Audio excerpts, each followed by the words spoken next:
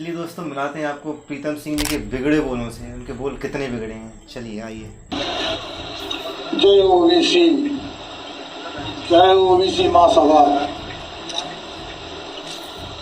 अब धीरे धीरे थोड़ा सा दिमाग आने लगा मुझे, पहले क्या दिमाग नहीं आ पाता था, अब धीरे धीरे मैं सीखने लगा। सबसे पहले इन्होंने क्या कहा, जय ओबीसी। ये जय सनातन या सर्वभवन्तु सुखना वाले नहीं, ये जय ओबीसी वाले, जय भीम आर्मी वाले हैं, समझना होगा आपको। और उन्होंने क्या कहा कि मुझे दिमाग नहीं आ पाता था। जब दिमाग नहीं था तो फिर आपने क्यों मधुमक्खी के छत्ते में पत्थर मारा, ये आपको सोचना चाहिए था। जेल के अंदर कुछ महात्मा बंद हैं, काय में बंद हैं, वो सबको मालूम है। मैंने उनके बारे में बोल के ये स्टार्ट किया था। इन्होंने बिल्कुल भी किसी महात्मा की चर्चा नहीं करी है, इन्होंने केवल ब्राह्मणों की करी हुई। और अब ये बात कर रहे हैं कि मैंने महात्मा करी, महात्मा का नाम नहीं लेते बन रहा है इनसे प्रेस में, क्योंकि इनका दिमाग तो बचा नहीं है। अब आ रहा है, पता नहीं कब तक आएगा, और ये अपनी अपनी पार्टियां बनाएंगे धीरे धीरे। एक दूसरे को व्हाट्सएप पे गालियां देना, एक दूसरे को जान से मारने की धमकी देना, मैंने कहा ये बहुत बुरा हो जाएगा। अगर दो समाजें आपस में उन स्तर पर आ जाएंगी और लड़ाई स्तर पर आ जाएंगी तो बहुत बुरा हो जाएगा। तो माननीय उमा भारती जी ने मुझसे कहा कि तुरंत आइए। और इन्होंने कहा कि ये समाज लड़ने की बात आ गई। ये बात शुरू कहाँ से करी? शुरू प्रीतम सिंह जी ने करी थी, शुरू बागेश्वर धाम सरकार ने नहीं करी थी। अब इनको उमा भारती, उमा दीदी के नाम से जानी जाती हैं, उन्होंने इन्हें बुलाया और क्षमा मंगवाई। लेकिन इन्होंने क्षमा कब मांगी थी? जब बागेश्वर धाम सरकार अपना वक्तव्य दे चुके थे, उसके बाद इन्होंने क्षमा मांगी थी।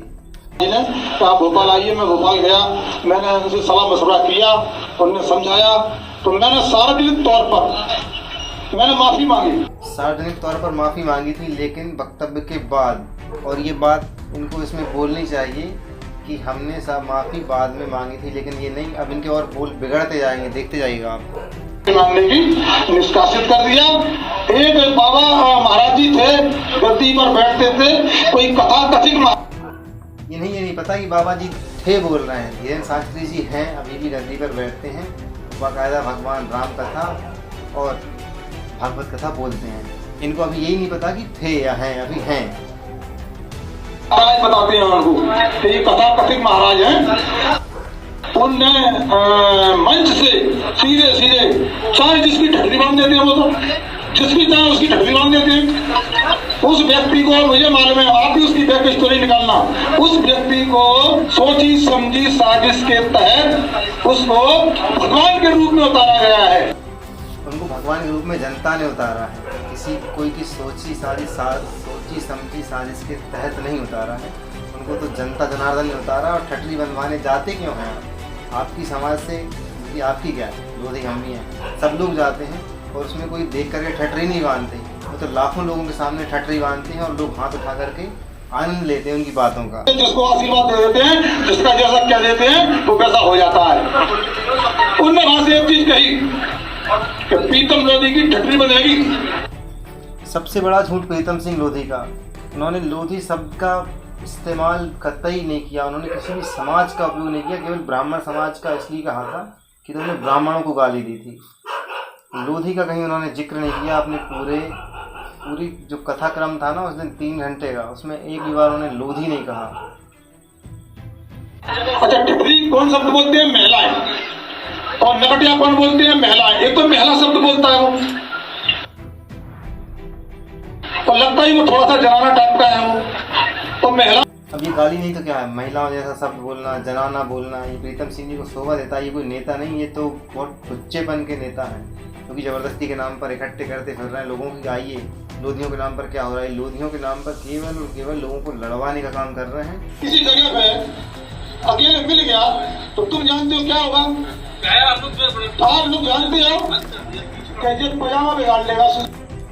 देखा, गाली है ये, पजामा बिगाड़ना। पजामा किसका गीला होगा? सिस्सू इनको आ जाएगी अगर ये जो अपने धर्म के विरुद्ध बातें करते हैं, साधन के विरुद्ध बातें करते हैं, अगर ये एक आध बार किसी दूसरी कम्युनिटी के लिए बोल देंगे ना, सरतन से ज़्यादा गैंग के खिलाफ, तो इनका पजामा वैसे ही गीला ही रहता है। होगा नहीं, गीला रहता ही है इनका।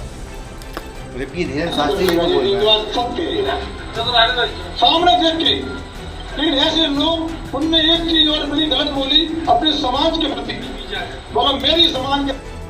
उन्होंने किसी समाज के प्रति नहीं बोला था, फिर ये भड़काने का काम कर रहे हैं। उन्होंने ये कहा कि मेरा समाज, मतलब जो उनके समाज में सब आते हैं, यानी कि पंडित आते हैं, जो पंडाल में बैठे हैं उनके लिए बोला होगा। लोग अगर इसको मार देंगे और नहीं मार पाए तो चूड़ियां पहन के घरों पर बैठ जाना। मारने का शब्द कतई नहीं आया। उन्होंने कहा था कि अगर इसे सबक सिखाना होगा, अगर आपने चूड़ियाँ पहनी हैं, अगर आप सनातनी हैं, उन्होंने सनातनी कहा था, ना कि पंडित कहा था। इनको ये पता नहीं रहता क्या बोल रहे हैं क्या नहीं बोल रहे हैं, ज़बरदस्ती में बस झूठ ही झूठ फैलाने का काम रहता है। तो इन लोग के वीडियो शेयर करने से पहले कम से कम इनको देख लें कि ये क्या बोल रहे हैं और क्या कर रहे हैं। और मैं तो कहता हूँ मेरे पास 2 करोड़ रुपए हो जाए तो मैं बागेश्वर धाम की कथा अभी करा दूँ अपने गाँव में। इतने पैसे कमाइए दोस्तों, इतने कमाइए कि आप कथाएँ करवाते रहें। कथाएँ कभी बंद नहीं होनी चाहिए, सनातन का काम है और सनातन का प्रचार है। कथाएँ सनातन धर्म, जब तक आपको सनातन के बारे में पता नहीं होगा, जब तक कोई ब्राह्मण या कथा प्रवक्ता आपको नहीं बताएगा, तो आपके बेटे को तो भगवान श्री कृष्ण कहाँ के राजा हुए तो ये नहीं पता होगा। भगवान श्री कृष्ण से सुदामा की दोस्ती क्यों हुई थी ये नहीं पता होगा। आपने तो आप बता देते हैं आपकी दोस्ती, ये दोस्त वो लूलिया जेलेट वेलेट पता नहीं कौन कौन है, जूलिया लेरेट, भगवान जाने नाम को ही लफवा मार जाए, लेकिन इनको तो कुछ फर्क नहीं पड़ता उससे।